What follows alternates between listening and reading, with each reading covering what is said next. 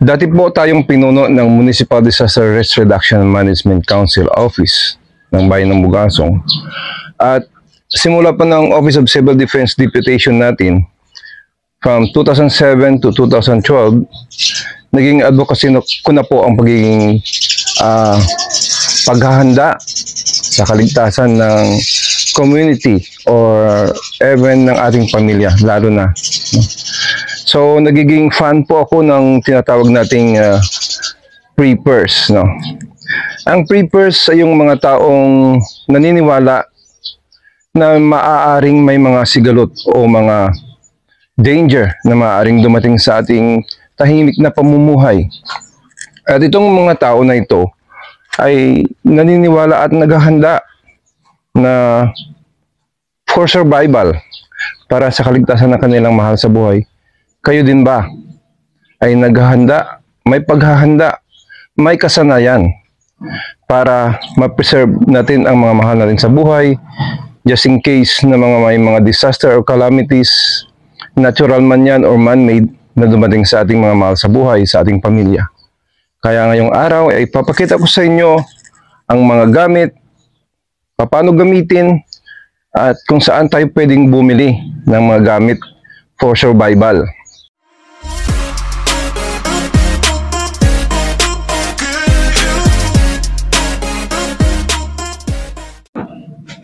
Dito ay inihanda ko na ang aking mga na-accumulate o binili na survival tools na gagamitin natin, no? Just in case na. Sana naman wag mangyari na may mga danger na pupose sa ating pamilya. So, isa-isahin po natin at i-explain sa inyo kung paano ito gamitin.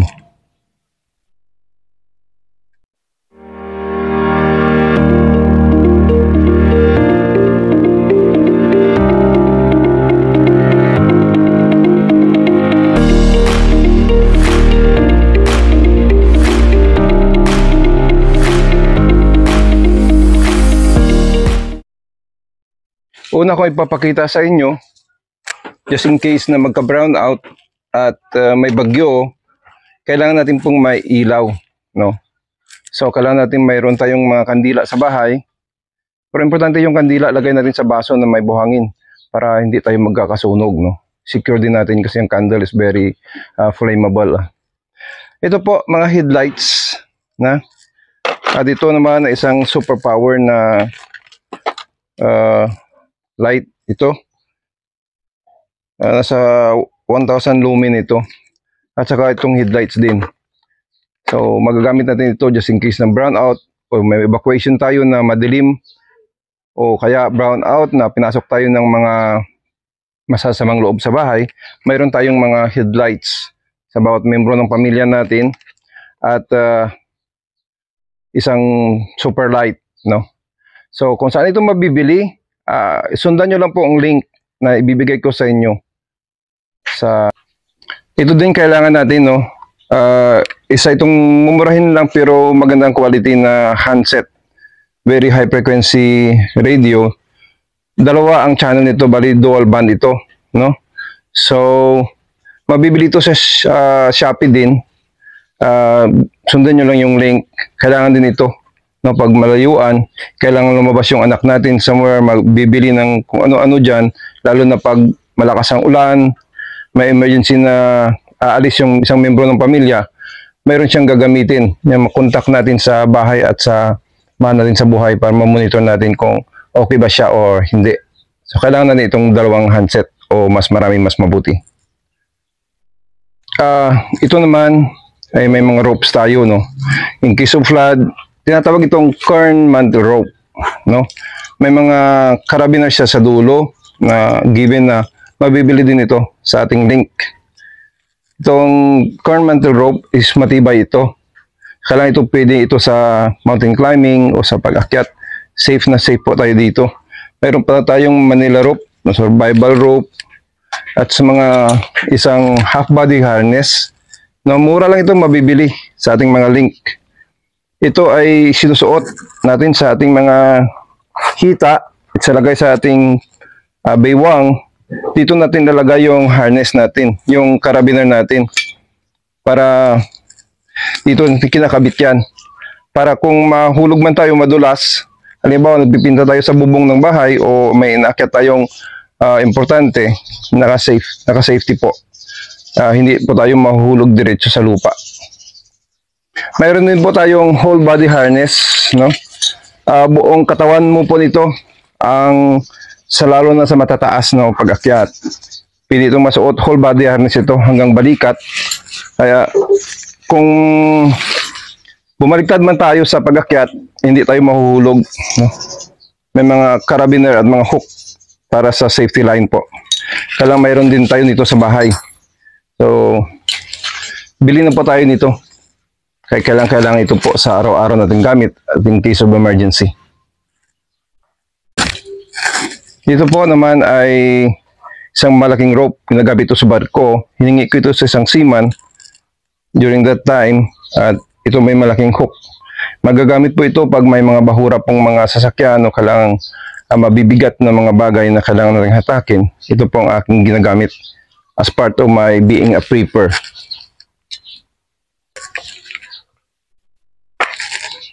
Kung wala pa kayong mga harness na katulad sa akin, pwede po kayong bumili ng isang nylon cord na mga almost 13 mm o isang Manila cord, no? Pag akyat, pwede po itong gawing seat harness. So, paano po ito gawin? Focus din.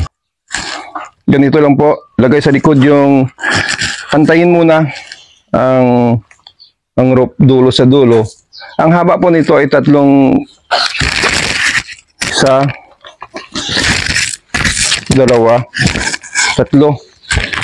lipa po sa inyo yung haba niya. Bumili po kayo nito sa mga tindahan na nagbibenta ng mga lubid para po mayroon kayong safety harness na lubid lang kung wala kayong pambili ng harness na pinakita ko dati sa inyo. So, nasa gitna po, ang pinakagitna, lagay po natin dito sa likod. Ayan po. Tapos, dito sa harap,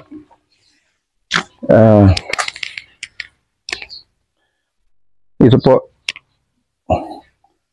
ganyan. Saka ilagay dito sa puwet. Siguruhin lang po na huwag maipit yung mga bagay dyan sa harap. Tapos dito sa likod, no? Ipasok dito sa likod, paloob po, paloob. Po. Kailangan po dito sa loob lalabas yung lubid, hindi dito sa labas, no? Papasok yung lubid sa loob po, papasok yung lubid, hindi po dito sa labas, dito po sa loob ang itong dulo ng lubid. Ganun din to this kabila. Ayan po.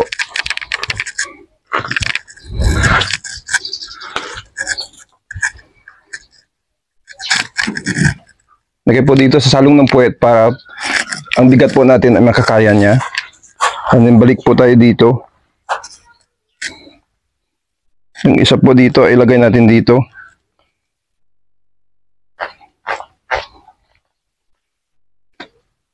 Dito naman sa kabila, yung isa. Itali po natin ito dito. Para sa lock. Dito po, igagawa tayo ng fisherman's knot.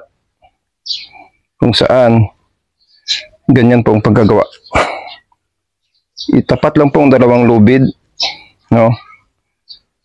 Tapos ibuhol po ng loop. Tapos ipasok po dito yung dulo. Ganoon din sa kabila, tumatakbo ito, running. Ito po ang natawag na fisherman's bend or fisherman's knot. Ganyan din po. So, ito na po. Tapos ilalagay na po natin yung ating hook dito po. Pwede na po tayo maglambitin. Kailangan po natin sa survival din yung stock ng pagkain. Mayroon tayong sapat na pagkain at sapat na tubig. Pinaka-importante po yung tubig. So bumili po tayo ng, mayroon po tayong ganito, isang camel pack type no, na water storage bag. Lagyan po ito ng tubig tsaka i-close at lagay po natin dito sa likod, no. Dito po nilalagay sa likod diyan, parang backpack siya. At pag nauuhaw po tayo, mayroon po siyang hose na magagamit po natin, no. Ito pang isip-sipin na lang po natin dito. Ganito po ka handy itong Camelback na water backpack. So bumili po kayo ng isa nito. Kailangan po natin ito sa hiking at sa survival din po. Ito pong survival tool na shovel siya at multi-purpose siya. Ito pong panghigpit. Kung nakaganyan po siya, naka-backpack, lagay mo sa backpack mo, pwede po siyang itago. At gagamitin na po, ihigpitan po natin ito, no, counterclockwise lang hanggang sa maging mahigpit siya. Ito po ay isang matalas, no, na shovel. Pwede pa tayo panghukay ng mga poste o magtanim tayo in case of survival. May sari po siyang iba't ibang gamit. Ito po pwede po pang tabas ng kahoy, no, ma-sharp po siya, matalim. At saka ito po matalas po. At saka ito may parang ano siya, saw teeth na pang putol din po ng anumang bagay na pwedeng putulin ng lagari. At saka mayroon po tayong ditong pang nut, pang kuha din ng mga nuts. Saka ito po pang bukas, no. May handle siyang matibay na metal at pwede siyang dugtungan. Mayroon siyang accessories na knife. So ang knife po ay pwede natin madugtong dito. So ilagay po natin dito yung isang part nito. Pero bago po yan, mayroon po siyang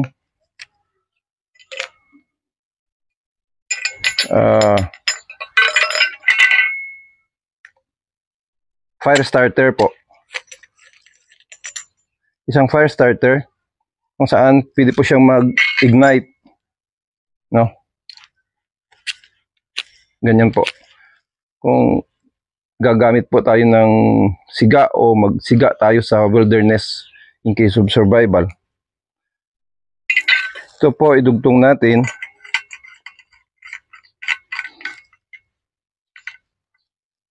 At hanggang sa magiging mahaba po siya, no? Kaya mahaba na po siya. Pwede na siyang gawing self-defense din. Pang depensa din. Just in case na may mga wild animals, pwede mo siyang magamit pang hampas. Na kung may mga ahas o any wild animals na mag-threaten. At dito po sa dulo, pwede po siyang malagyan ng ng kutsilyo. At saka ito din, pang fire starter. So magandang gamit nito for survival. Nire-recommenda ko po ito at maganda pong quality. Mabibili nyo po ito sa link na ibibigay ko later on. Salamat. At habang nanonood minsan tayo ng TV, nakikita natin po yung mga gera ng Ukraine at Russia, no? At pag-threaten ng ibang country sa West Philippine Sea, no?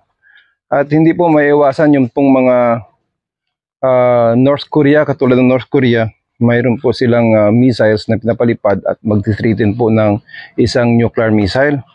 So hindi naman po natin hiningi po yon, pero kailangan po tayong maghanda din. Mayroon po tayong mabibili na gas mask just in case na may mga chemical weapons. Katulad nito, ito po ay isang advanced na chemical mask just in case, no?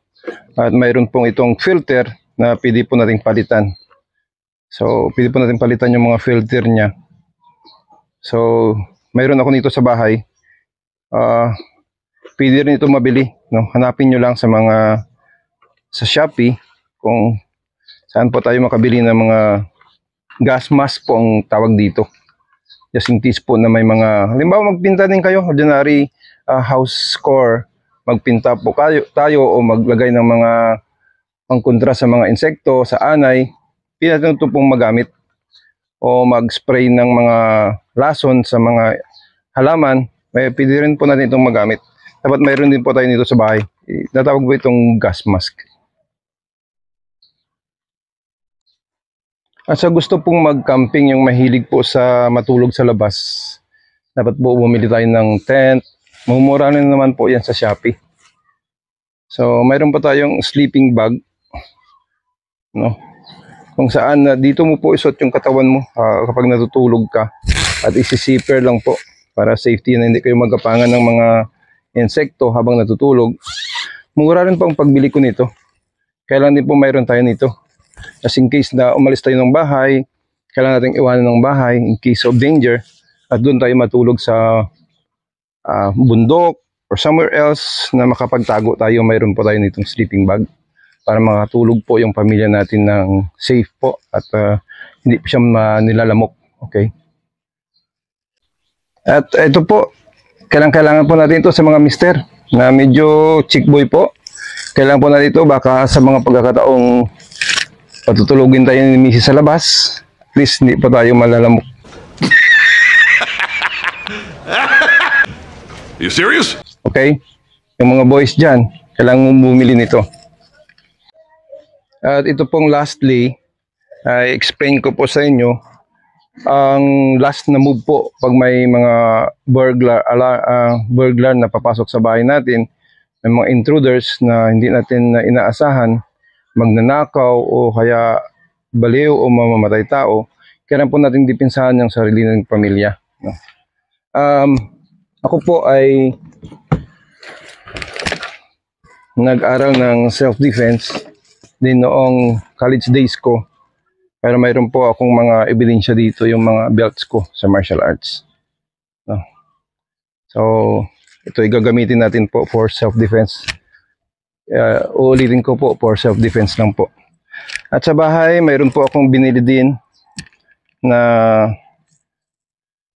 mga panggamit pang bahay na pwede ring magiging home defense natin. No? Katulad nito, mayroon akong mga survival na mabibili dito sa mga link na ibibigay ko sa inyo.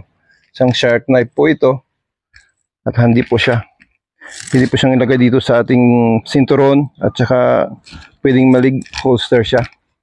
So, very handy po siya. At isa din po itong binili kong local din. Very sharp po siya at saka maganda ang paggagawa. Matibay na matibay. So, survival knife po itong tawag dito or jungle knife or Rambo knife. Tatlo ang pangalan nito na pwede natin itawag. Hanapin nyo lang po sa link natin. Rambo knife or survival knife. Ito po makikita natin. Meron po tayong dalawang samurai dito. Ito ay locally made. Gawa ito ng Batangas. No? Maganda din ang korte niya. Batangas made po ito. Gawa ng Pilipinas. Nabibili ko po ito ng mga something like nasa 1K. Order nyo rin po ito sa link na ibibigay ko sa inyo. Magkakaroon po kayo nito. Mayroon po tayong isang bat, baseball bat. So ito yung nilalagay ko sa kwarto ng mga anak ko. Just in case may panlaban din po sila. No? Magaan na magaan po ito. Made of alloy. Aluminum alloy. Pero matigas po siya pag tumama. Malaki din pong itong pang depensa, no? Para sa pamilya natin. At pwede rin itong magamit pang sports. Kasi pang baseball at softball po ito na bat. So pwede po siyang handy. Maglakad-lakad kayong umaga. Pag may mga aso sa daan, pwede mo po siyang pang depensa. No? So mabibili din po ito sa mga link na ibibigay ko sa inyo. And lastly, itong pinaka-precious ko na gamit. Nabili ko din po ito sa Shopee. Ibibigay ko po ang link sa inyo kasi legit po siya, no? Original po siya na katana from Japan. Nagre-range po siya ng from 2,000 to 5,000 pesos, no? Depende po sa klase or sa class na bibilhin po ninyo. Mayroon po kasi ang katana ng code. Pag nakita nyo pong original na katana, mayroon po siyang seal dito sa right na sa upper yan. Pero sa kabila niya, nasa lower handle. May mga meaning kasi yung katana ng Japan. At saka dito sa ano niya, sa paggawa.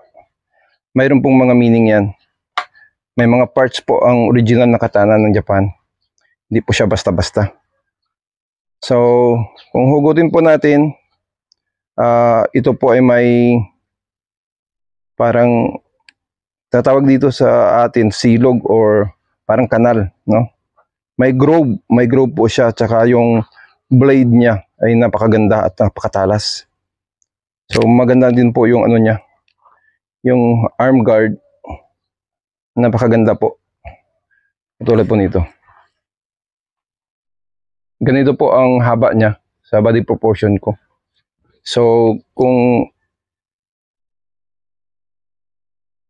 nasa tatlo po, sa ganito ko kahaba na dangkal po, tatlong dangkal na full, no?